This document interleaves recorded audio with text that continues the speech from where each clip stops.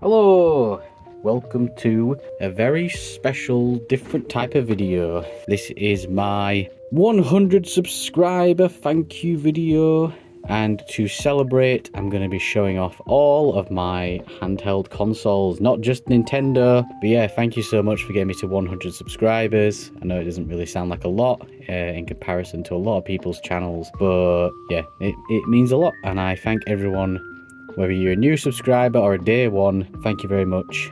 We're going to go through each of these handhelds in no particular order, apart from the last one, which is probably the most significant meaning to me. But yeah, other than that, let's just go from one by one and I'll talk about them a little bit. Also, I did already try to film this video once before with my DSLR, but I was just having tons of lighting issues, loads of focusing issues, so I just thought, let's just whip out the old Pixel 6 and just smash this thing out. So starting off with one of my most used consoles, the 3DS, specifically the 3DS LL, or XL as it's known in English, and this is the Rinko Love Plus version. This is probably the one I use the most. I just love the big screen. The form factor is really comfortable. I think this is probably the most comfortable of the 3DS line. But this is my go-to, especially whenever I need to capture footage. And obviously, yes, it's had some magic put on it.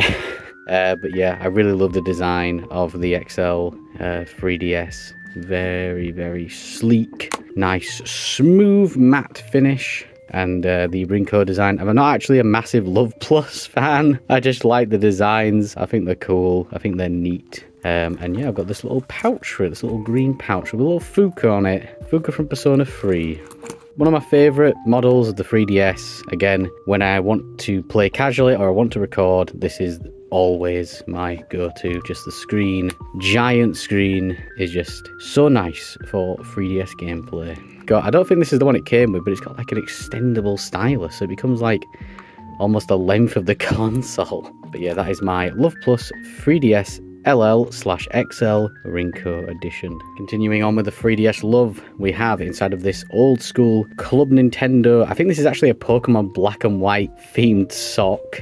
We have an OG 3DS model, again, Love Plus Rinko design. I really like it doesn't really come across well on camera, but like layers to it. You can kind of see this mirrored part is like below the actual design. So it kind of has like a 3D effect. This isn't my most go-to 3DS. If I want to play like OG DS games, and my DSi isn't charged, this is probably my go-to. But the battery on this is, I think it needs changing. It's not exactly, doesn't hold its charge very well. I also prefer to use this one for filming 3DS footage at gigs because it's the smallest and the most discreet. But yeah, I quite like this one. I don't play it as much as I should compared to the other models, but I just love it because of the design. I think the OG 3DS gets a lot of hate for a lot of valid reasons. It wasn't exactly the best thing in the world in terms of designs. There's 3 different Love Plus ones for the DS and the 3DS XL and the DSi XL, and they're all really, really nice. And some of the Monster Hunter ones are cool. There's a Legend of Zelda one. There's a Kingdom Hearts Dream Drop one that's really cool. Yeah, OG 3DS doesn't get enough love. It's a classic. An OG classic. I didn't get a 3DS until I think 2014. My younger brother Adam, he had an original blue 3DS, and when he got his red 3DS XL, I bought his blue one off of him for a small charge, and I played the hell out of that thing. I don't have it anymore, but I used to get the bus to sixth form every day, and I'd play like Persona Q on it a lot, Ocarina of Time 3D. I didn't actually play any Pokemon games on the 3DS for quite a while, but we'll get into that when we get to it. I remember me and my friend Nathan on our walk to the sixth form college, we would always walk through town a very specific route to see how many street passes we could get. I really hope with the Switch 2 Nintendo bring back something similar to the street pass. It was just a neat little thing. Slightly different 3DS era now. We have got the 2DS Pokemon Yellow transparent version. This stylus is broken, it doesn't stay in properly. Yeah, I bought this last year. A lot of these consoles I acquired recently. Not many of them are, have much history with me. But I got this one last year because I saw it boxed for a really good price. They actually did one for red, blue, yellow, and green, exclusively green in Japan. And then they also did one for Omega Ruby Alpha Sapphire, but I think the only difference is like the buttons are grey instead of the SNES colours. Next to the XL, This is comfortable, but the main reason I don't play this a lot is because it's not great for filming, because obviously you can't stand it up. But for like walks, commutes, just sat on the bus, sat on the train, this is perfect. It's really comfortable, and having the big flat screen is quite nice, and it kind of makes up for the smaller screen as well. But yeah, I should play this thing more. I do quite like it. I just end up gravitating more towards the XL every time. But I do have a crystal, specifically I have a crystal save that I'm playing through on this, which I need to get back to. I really like this thing. I wish Nintendo did more translucent designs. You see all the bits and bobs inside, all the technology whirring away. Look at all the motors and gears turning in there. We have the new 2DS XL in a pouch, an Animal Crossing pouch that my older brother's girlfriend Debbie made for me. And this has a bit of history with me. During the pandemic, I was very broke. I had to sell a lot of things, and that included my new 3DS XL, my PS3, my PS4, a lot of stuff. Just to have money again to last me through the pandemic. And one of the things that I really wanted to get back as soon as I had money again was my 3DS. And I had a bit of an Animal Crossing obsession at the time due to New Horizons, so I picked up this new 2DS XL Animal Crossing edition, I think in 2021, probably towards the end of 2021. And obviously this thing has been through a lot with me. This was my main console during the Omega Ruby badge quest. I do like this thing. The screen's got a bit of wobble on it. I just feel like the form factor isn't as comfortable as the OG XL, but I do still really like the color design, and the aesthetic of it is very, very nice. And obviously I've got a bit of history with this thing, so it's got some sentimental value. I don't really like the top screen though. I don't know what it is. Like, the bezel is smaller, which usually you would think is nice, but I don't know. I really like the massive, thick bezels of the 3DS XL. And also the top bit, if you kind of cut it off, it kind of looks like an iPod Touch if you put it on its side. But yeah, I don't mind this thing. It definitely feels a bit cheaper. But yeah, this is also probably my second go-to console, just because of the history with it. And again, it's got a flip screen, so it's big, it's XL, so it's nice for recording. This flap where the game and the SD card goes in, great idea. It avoids you accidentally popping out at the top, or worse, if it's the new 3DS XL, popping out on the bottom. It's just such a weird place to put it, but yeah, having a little flap that covers it, very nice, Nintendo, very nice. Ending off my 3DS collection with the big boy, the new 3DS XL Blue, because this was the one I originally had before. Well, obviously not this exact one, but this was the original colorway and model I had of 3DS before I sold it during the pandemic, because I was broke, as I've said. This was the console that basically brought me back to Pokemon.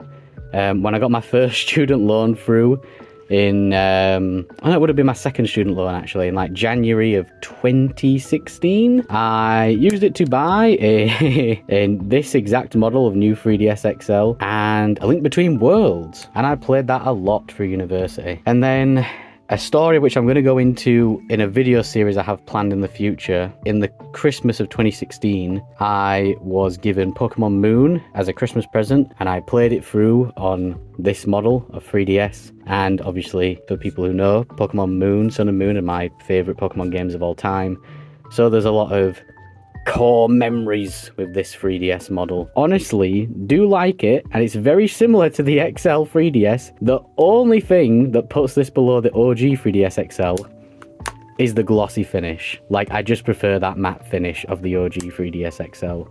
It's just much nicer to hold, especially on the bottom. And also, as I've just mentioned, this cartridge slot placement, it's just so strange. When you rest your pinky here, you feel like you're going to accidentally pop it out. And also the SD card is underneath the back plate. You have to unscrew it. I do really like this model, and there's a lot of sentimental value to it. I was considering getting the Solgaleo and Lunala new 3DS XL, but I went with the blue one just because of the nostalgia value. And obviously it's an LL, sorry, it's an LL, it's a Japanese one.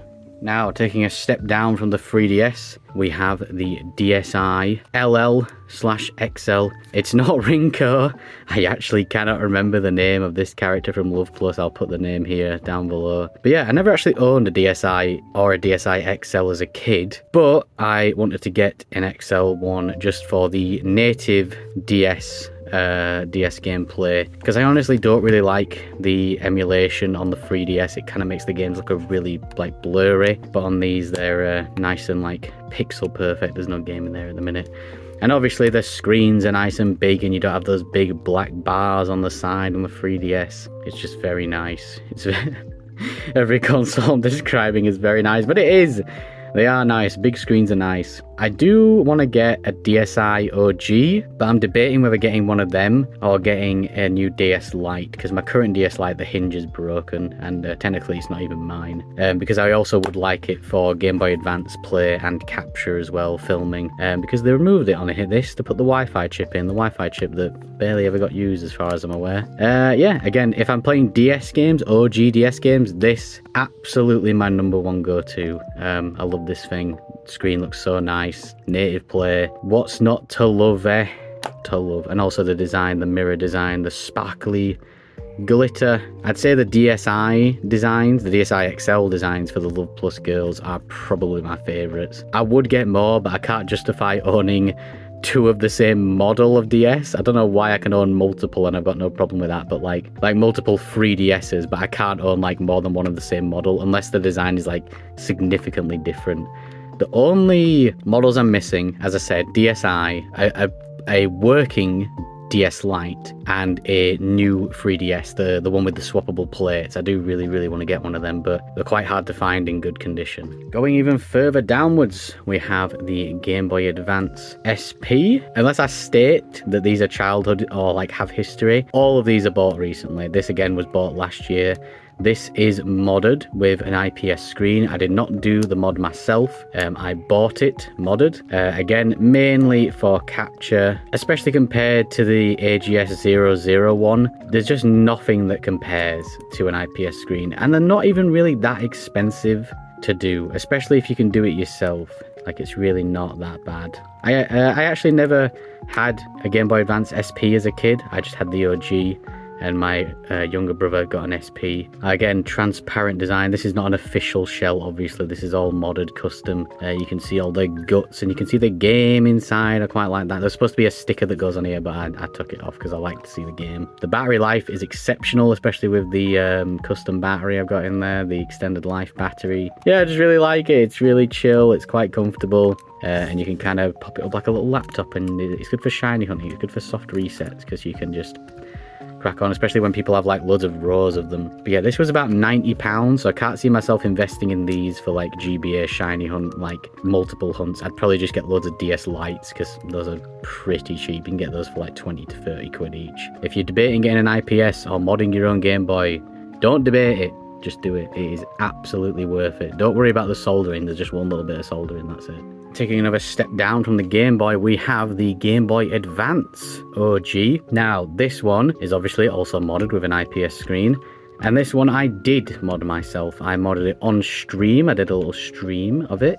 The most scuffed stream I've ever done. I don't play this enough as should. I need to get a USB-C lithium battery pack for it, because right now it's just got double A's in it, and like this IPS screen just drains the double A's. But the all white shell with the white screen lens is just so nice. When I saw that the white screen lens was available, I knew I had to get the white shell and like just go all white with it. What's also cool about this one is this is the OG sticker from my original Game Boy Advance, because inside here is the original board from my original Game Boy Advance. On stream, I tore down my original Game Boy Advance, the black one, that I fixed up during the Omega Ruby Torkoal hunt, and put it into this nice brand new shell with a nice IPS screen, and give it a new life from that ugly old non-backlit screen. And yeah, I kept the original sticker as well, because obviously this number matches the board number on the inside. But yeah, I remember getting my Game Boy Advance for Christmas. I can't remember the exact year, but I remember as well getting Pokemon Ruby while we were on holiday, and I played the hell out of that thing on my original black GBA. And like, I would play it in the car, driving everywhere, especially at night. and you would have to like wait for the street lights to pass over the window so you could actually see what you were doing on the game. A lot of memories with that Game Boy Advance, and it's nice to give the board some new life with this. Kind of prefer the wider form factor of this compared to the SP. Obviously the SP is just better for recording. It's still a nice form factor, but this is just slightly better. And also we've got a little Ray from Evangelion, little keychain. I'm also holding, there's like two little touch sensors that control the brightness. I was accidentally touching them. Okay, something non-Nintendo. We have the PS Vita. I think this is the 1000, or like it's the OG model. I got this for Christmas. Oh, little Mary Skelter 2 wallpaper there. I got this for Christmas in 2014, 15, I want to say. It was the year that Lizard Squad hacked all the servers and did that funny meme. But yeah, I played the hell out of this thing when it had good exclusives. Pretty much every game that was exclusive on this is now either on PC or on PS4 or PS5. So there's not really much reason to own one of these other than just to have those games in handheld form. And the performance on this thing is not exactly that great. Really good for PSP emulation as well, because the PSP emulation is completely native, so it's extremely accurate. I think this thing's biggest downfall was just the price. It was just ridiculously expensive for what it was. It didn't need a front camera, a back camera, and a back touchpad. Like, it just didn't need it. Not enough games utilize these features. I do have a lot of good memories with this thing. I just don't really play it that much nowadays. And there's not really much point in getting rid of it because they're not exactly worth too much. But I go back to it every now and then when I'm feeling a bit of PS1 or PSP emulation. It kind of just is on display at the minute. They did make the 2000 version, which has the non-proprietary port. Thank you, Sony. Just has a micro USB. And I think the screen is it's not as good as this. I can't remember the exact details. And also the form factor is a bit nicer. But this is my OG. And I've actually managed to keep it over the years, so I don't really want to get rid of it. My friend Rob really loves his Vita. He like collects the physical games, as does my younger brother. The physical games are like ridiculously expensive. Moving on to a console you'll all be very familiar with. This is my Switch Lite Sword and Shield Edition. I was literally just getting the 6th badge of the Pokemon Sword Quest this morning. I literally got this thing specifically just for the Sword Quest. I have no idea what I'm going to do after I'm done with it. I mean, obviously I'm going to keep it, but I don't think I'm going to use it that much. I do really like the Switch Lite. I love this design. Really, really cool design. Zacian. Oh, that's Zamazenta, sorry. And Zacian. The Switch Lite got some really, really cool exclusive designs. I also love that the buttons are different colours and it's just so nice. Thank you, Nintendo, for doing something decent with the Switch. This thing is really, really small though, especially when I go from like playing my Steam Deck to like my original Switch. Makes the original Switch feel small. Then when I go from playing my original Switch, or my Switch OLED, sorry, I should be saying, and then go to this feels tiny. The D-pad is a nice inclusion. Doesn't really make that much of a difference for me. I don't mind this thing. I don't miss the docking ability or the removable Joy-Cons. I bought this for one sole reason, to have a dedicated handheld for the Sword Quest. That's all I really got it for. Probably won't be getting rid of it, but when the Switch 2 comes out, I could possibly be getting rid of my OLED. We'll see if I have to recoup any of the costs. And also, as you will have seen, I have this little Pokemon Sword and Shield Switch Lite carry pouch that doesn't seal properly at the top. It's very strange. Moving on to the big boy, the Switch OLED. I originally bought a old school, I can't remember the type of screen it is, but the old original Nintendo Switch I bought while I was in Japan in 2018, and I played the hell out of that. And then 2 years ago, I was like, Switch OLEDs are going down quite a bit. I won't mind upgrading to one. So I sold my old Switch to my friend Rob, and I bought the OLED, and I have never looked back. It is just, it's a minor upgrade, you would think, just the screen, but it makes such a big difference. It just looks so nice, and you can never go back from an OLED at that point. That's why I'm really hoping the Switch 2 starts with an OLED and doesn't get upgraded down the line, but I have a feeling that's gonna be the case. But yeah, this is my main Switch console. It's got obviously everything on it, all my main saves. Probably one of my most played consoles next to like my 3DS or my Steam Deck. I just wish the Switch had a bit more character to it. It's just, the UI is so plain, there's no music or anything. It's just lost a lot of its charm. Like, you look at like the 3DS and its UI design, it's just so much nicer than this. It's just so bog standard. I've got these little stickers I got from PlayAsia on the Joy-Cons. Also, I have this Animal Crossing official Nintendo little case that I got when New Horizons came out. New Horizons basically like got me through the first arc of the pandemic in 2020.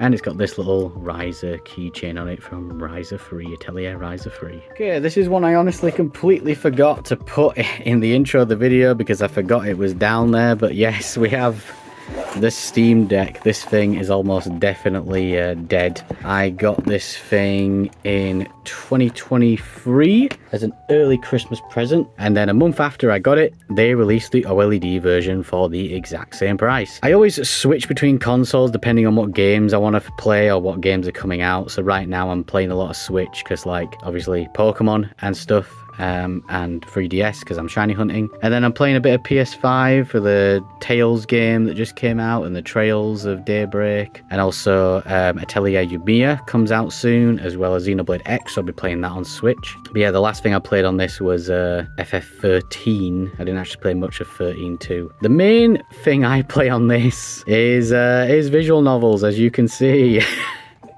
It's just so good for them because a lot of visual novels are obviously like PC exclusive, especially when you want them without like censorship and like patches and stuff that remove loads of content. So you can just install them onto like a program on the desktop of the Steam Deck and just import them into the Steam library and they just work. This thing's great if you're debating getting one and you're a Steam user or a big PC user or a big Linux user. Can't recommend it enough. It's just so clean. Everything just works with the Proton compatibility tool. If you're not looking to like mod it or put like emulators on it or like tinker with it, probably look for something a bit cheaper because it is kind of designed for those people in mind. If you're not super tech savvy and you're wanting to put emulators on it or wanting to put other stuff on it, it probably could be a bit of an ordeal. But someone like me who loves tinkering with this kind of stuff, it's an absolute dream. I remember the first day I got it, I literally spent the entire day not playing any games and just like tinkering with the UI, tinkering with the mod tools, like just seeing what I could do with this thing. Got me through some long flights, especially that flight to Japan in 2023. I played the hell out of it was the Star Ocean remake. It just came out. It's also very, it's big, but it doesn't feel bulky, and it's not too heavy either. And again, when you go from this to like even the Switch OLED, the Switch OLED feels tiny. We are now on to our final console, and the one I said holds the most sentimental value. It's an OG or Fat DS. This is my OG DS. This is the one I got for Christmas in, when will it have been, 2005, 2006, whenever it came out basically. This is the one I got for Christmas. I never got a DS Lite, I never got a DSi. I only ever played everything on this, and I kept it and I never sold it. Probably because I ended up losing it and then couldn't find it for years. This thing has been with me through, obviously, Pokemon Gen 4, all my action replay shenanigans in Gen 4 as well, and all this. The warranty thing is scratched off, and this obviously is not the original stylus. There's no way it'd be in that good of a condition. The main reason it's surprising that I still have this is because when I was a kid, it was very much like, if you wanted the new thing, you've got to sell the old thing. So it was pretty much like Pokemon Diamond comes out, you're going to have to sell some of your other DS games to afford it. Pokemon Heart and Gold comes out, you have to sell Pokemon Diamond or something else, etc, etc. So I just don't really have a lot of the stuff when I was a kid. And I see a lot of these other people online who have like everything, and I don't really have much of it apart from this thing. That's the reason this DS is the most important console in my handheld console collection. Obviously the profile on it is not my original because this thing's been opened and had the battery taken out and everything. It still works all these years later, and the case isn't completely cracked like a lot of them are. OG DS, Tom Ree's OG DS from my childhood. One of the few things that remains from my childhood. So I am going to end this off here. Thank you very much for watching. Thank you again for 100 subscribers again. It's not a lot in comparison to some other people's stuff, but yeah, to say that this channel was just a dumping ground for Twitch VODs no less than a year ago, it's just crazy to see like it actually have growth and that the algorithm still wants to pick it up. Yeah, can't thank you enough, and I hope you've enjoyed this look at my handheld consoles and seeing where my love for handhelds all started. I should have mentioned at the start like how much I prefer handhelds over home consoles. It's mainly just because I like lounging. Like, I like lounging on the sofa and just sitting back and playing a handheld as opposed to like sitting in front of a screen. Like, I get too distracted and I end up doing something else. That's why I kind of prefer handheld. So I'm forced to play the game. Let me know in the comments what's some of your handhelds that you own. How many do you own? What are some of the different designs you own? And do you own any of your childhood handhelds or any consoles, not just handhelds? Any consoles? Do you own any of your childhood ones, and how old are they? What are some of your key memories from those? Please, I would love to know. If you've made it this far and you enjoyed the content, please feel free, and I would really appreciate. God, it feels like Kay's cooking right now, trying to remember the outro. Please, if you've enjoyed the video, please subscribe and leave a like. It's all greatly appreciated, and feel free to check out some of the other content on this channel. It's mainly focused around shiny hunting. If you've come here specifically looking for console stuff, it's not really the type of channel. It's Pokemon and shiny hunting themed. Thanks very much for watching. Hope you've enjoyed this little meme video where I rambled too much and didn't really say anything. But yeah, have a great rest of your day, whatever you're doing. And I'll catch you when a shiny man sparkles again, which in real time, it was like 2 days ago.